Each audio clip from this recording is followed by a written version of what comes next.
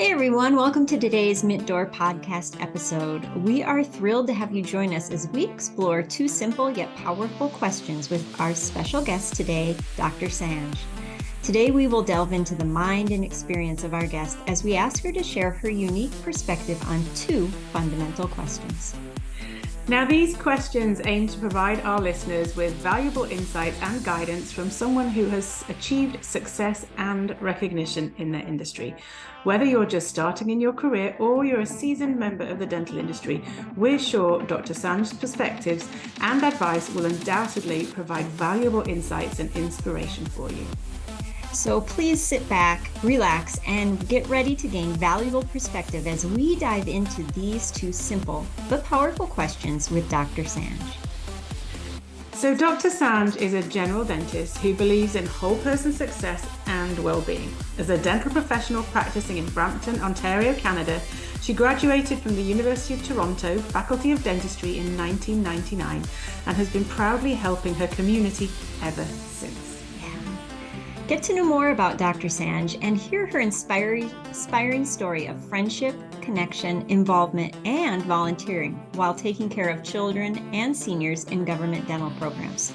She does all of this while also being a busy mother of two and a dog mom. Join the conversation today as we head in to the Mint Door podcast. So, hi, Dr. Sanj, and we want to welcome you into the Mint Door podcast today. It's lovely to have you here. Lovely to be here. Thanks for inviting me, Karen and Laura, and thank you to all the listeners for tuning in. Okay, so we're so excited to have you here. So we're going to dive right in to ask you our first question. And we want to know, over the course of your career, what insecurities have you hidden behind the professional mask that you wear at work? Okay, that is a great question. So I have an insecurity. I feel like I'm not the best dentist because in dental school wasn't my first dream. My dream was to become a university professor. I got into it last minute. And when I got in, I was like, I don't really think this is for me. And so I wasn't really doing well in school. During second year in pre-clinic, I failed and I had to do like remediation. And so when I became a dentist, I always felt like I'm just a mediocre dentist. Like, what's so special about me? And so that's probably why I chose the path I did, which is like go into public health, where people need you the most and they just need basic urgent care. And it's probably why I decided to excel in other things like writing, organizing, speaking, leadership, because it kind of masks the fact that, hey, I'm not going to excel at dentistry, but there are other things that I could excel at in dentistry. How did, like, in that moment when you're a newly qualified dentist, that you didn't feel like you were a good dentist, how did that impact your day-to-day? I didn't enjoy dentistry at all. So for the first I worked in private practice and I didn't feel like I was making an impact. Practicing in the Toronto area, we are saturated with dentists. When I used to go to work, I used to look at my patients and think, why are they coming to see me? There are dentists across the street. I'm not the best dentist. I hardly have any experience. I just didn't feel good enough for my patients and I wanted to quit. I was looking at other fields in healthcare or in teaching. And then it was when my father, when I was 29 years old, my father got really sick. He was diagnosed with stage 4 colon cancer. And about a month after his diagnosis, I became pregnant for the first time. So it was like quite a unique situation where while my dad was dying on one side, my son was growing inside me. And I was hoping the reason why I got pregnant was because I was trying to give my dad a reason to live. And it was so unfortunate that my dad died when I was 7 months pregnant. So he never got to see his first grandchild. So when my son was born, I wasn't even happy. because I was so miserable for my profession, and I was just muting all of my emotions. So I was like numb. So when my dad died, I didn't cry. When my son was born, I didn't smile. Mm. And and then I thought, I owe everything to my son. If I'm not happy, he's not going to be happy. I thought you have no choice in the way you die, but you have a choice in the way you live. Mm. And that's when I thought I'm going to embody all the things I really enjoyed before I got into dental school, like teaching and community service. And I started doing that, but within dentistry. Mm. Thank you. Wow. Yeah. Thank you for sharing that with us. Oh, you're welcome. That's that had to have been a really challenging time for you with all of that going on at the Yeah. same time. And it's so wonderful to see how you alchemized that into something Yeah. better.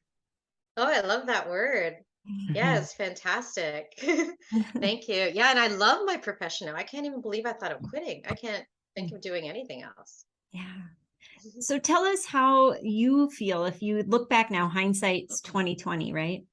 How do you feel those insecurities that you hid behind your mask have shaped who you are and what you do and how you live today? Oh, great question. I feel like I'm in therapy session with everyone. Okay, so I feel that your insecurities kind of stay with you. Mm. So, for example, I was a chubby kid. I still view myself as a chubby person. And because I thought of myself as someone who shouldn't be in dental school, not a great dentist, I still feel like that. So I think that's why I push myself so much in the other avenues of dentistry, so that my peers think of me as a leader in the profession, even though clinically I'm just doing very basic things. Mm. So I got into, like, I'm doing so many things. Like, I started the New Dentist Study Club. I'm the chair of the Ontario Dental Association's Community Services Committee. I'm on the advocacy committee for the Canadian Dental Association. I am on the board of Filling the Gap Dental Outreach, which is a dental charity. I'm the board secretary. I also speak, I also write. I'm on the editorial board for the Ontario Dentalist Journal. Plus, I have 2 kids and a dog and lots of friendships that I love. So it's just so much. But on top of, look at me, I'm listing all of that first. It's like, oh yeah, I'm also a clinical dentist and I work 4 days a week in a publicly funded dental clinic. So I'm putting that last because to me, I'm like, well, that's the least of my strengths, because Mm. so many people are so much better in clinical dentistry. Mm. As you're talking like that, and it just makes me think, you are obviously an incredible woman within dentistry and everything that you do. That, I don't know, would you, and I'm going to go completely off our script here, Laura, but would you allow us to help you reframe how Oh, you could yes. be a I great love, dentist and not yes. the dentist that you think you are? Because I would Yes. challenge it that you are not the dentist you think you are. Mhm. Thank you. I need help. Please help me. Shall we do it, Laura? I Let's welcome do it. it. Let's do Okay. it. So, Laura, why don't you start off? See if we can get Sanj into this place of believing she is the great dentist. All right. So, what would it feel like to you to wake up every day and think, I am a great dentist? I would love that. It would push me towards, advancing my skills, and, I would feel much more comfortable and confident doing dentistry. And, I would probably say first, I'm a clinical dentist, and then list all of my hobbies. Awesome. That's a nice way to summarize it. Mhm. It is. And as you see it currently, what gets in the way of you feeling like that? You mean, you've explained about the history behind it, but is there anything current day to day that gets in the way of you feeling that way? Probably because I work at a publicly funded dental clinic, so we're limited to the procedures we can do because we can only do procedures that are covered in the government fee schedule. Mm-hmm. So I feel like even if I wanted to advance my skills, there'd be no point because I can't do those procedures. So the great thing about working in a publicly funded dental clinic is I get to focus on being very compassionate because our patients have other needs besides dental needs. So I focus on making them feel important. I feel like that's my most important job because oftentimes people who are in public dental programs have not been treated well, are struggling in so many different ways. And if they can have even just one appointment with someone where they feel valued, then I've done much more than just doing a filling.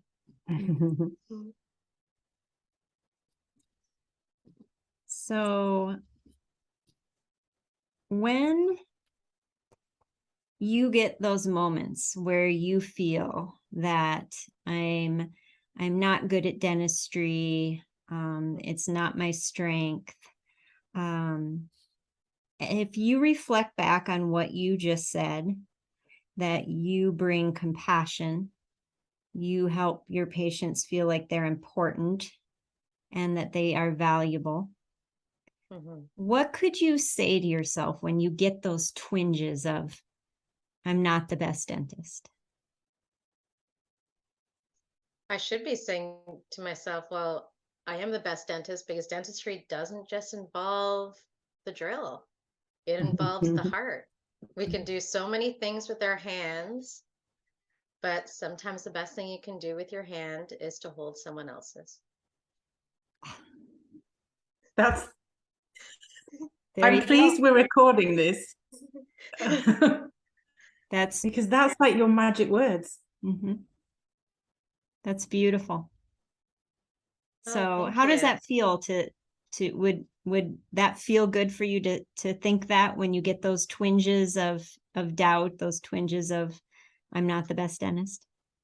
Yeah, it does, because dentistry is much more than just the tooth.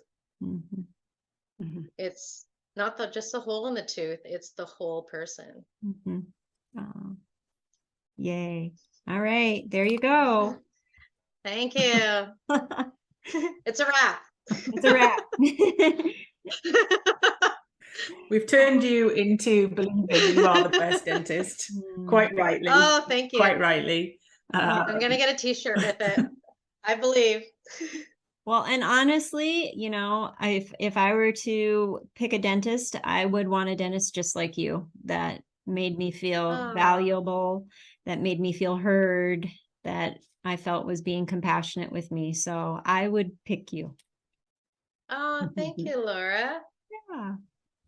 I really appreciate the support from both of you. Awesome. Yay. Well, we appreciate you being open to doing that little unprompted exercise with us. Yeah. You mentioned when you talk, Sanj, that you work in the public health sector and you're very passionate about giving back and community. Explain a little bit about that to us, about how you incorporate that into your busy life. Yeah, actually, my favorite part of dental school was going to the public dental clinics. And that is because that's where you can make the biggest impact. The public dental clinics that we did our rotations in the dental school had children. And, oftentimes they were new to Canada. Oftentimes I was their first dentist. It was their first dental appointment. And so you can make an impact on making sure that the patients feel that it's a trusted environment and they can trust you. And, teaching those habits that they can incorporate into their daily schedule every day, so they can have preventive dentistry, which is going to prevent operative dentistry. So I find that in public dental clinics, the people are so keen. They want to take care of themselves. They just need someone to take the time to incorporate these healthy habits into their life. That's fantastic. And I love too how you love to give back to new dentists. So tell us about your New Dentist Study Club and a little bit about how that started and what it's like.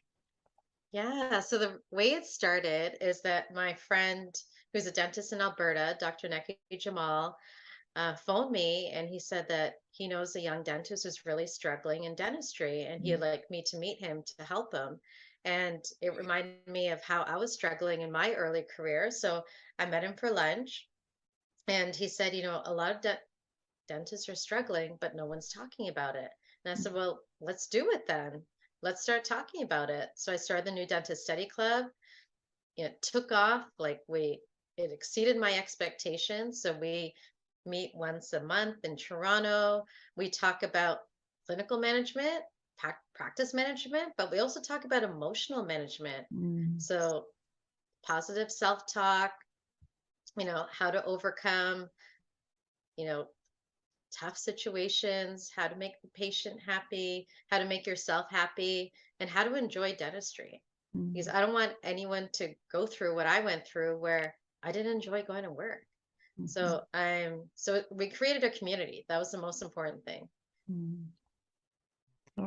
I really wish when you describe how you support those new dentists that there had been something like that 20 however many years ago when I was a newly qualified dentist, because I felt all those things and it feels lonely. So yeah, that was the word, lonely. You go from being in dental school where you're surrounded by all of your buddies in your class, and all of a sudden you're alone and you're expected to know everything.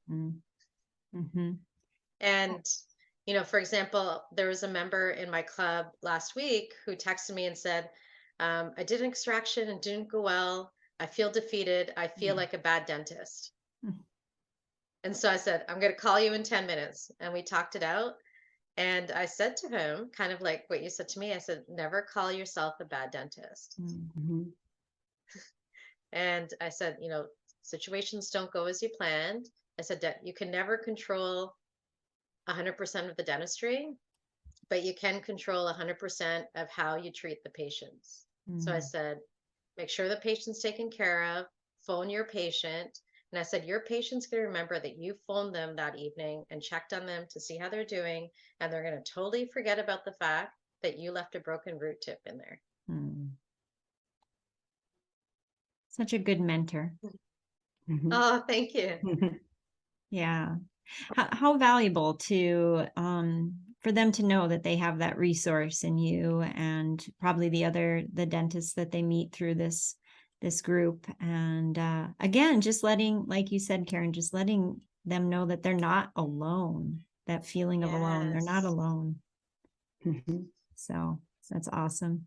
Fantastic. Well, so pleased that we've had this chance to visit with you, and thank you for being vulnerable with us and sharing, but a little behind the mask of your life. And also thank you for all you do, because you have impacted many, many lives with what you do. So thank you. Oh, thank you. And thank you for giving me the space to feel open enough to share my story. Yeah. Awesome. And if anyone's interested in what you do, or maybe in reading some of the articles that you've written, or joining the New Dentist Study Club, how can they find you and learn more about you? I think the easiest way is to send me a DM on Instagram. It's at Dr. Sanj Mohanta. Fantastic. Awesome. All right. We'll make sure we have that link in our show notes below. So if you are listening or watching, just check the link out below. Fantastic. Well, thank you for spending some time with us. I hope our listeners that you found some encouragement from Dr. Sanj today. And just know that we adore you. So we will be back with another episode of the Mint Door podcast soon. Thank you so much, Dr. Sanj. Thank you, Laura. Thank you, Karen. I adore you too. Thank you to all the listeners. Awesome. All right. We'll talk to you guys soon. Bye.